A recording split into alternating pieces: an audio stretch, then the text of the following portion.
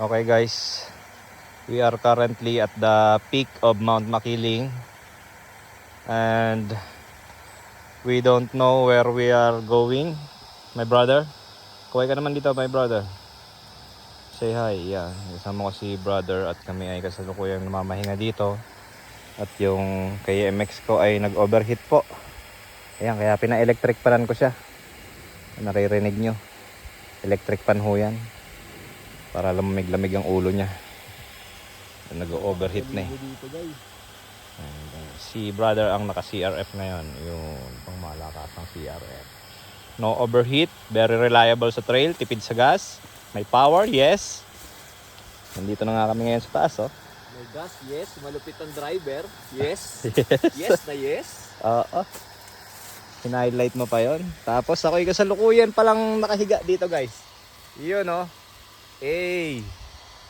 Yun. Kasi ito yung view ko. Diba? Yan ang buhay ng trail riders. You can watch the world. No. You can watch the mountain for free. Kung ang seaman, you can watch the world for free. We see those view for free too.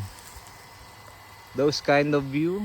Hindi masyadong sa camera eh. Pero kitang-kita mo yung kapatagan.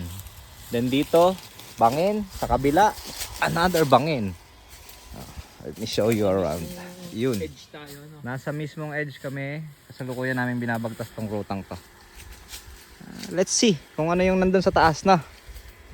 Balikan ko kayo. But ngayon, palamig muna tayo makina.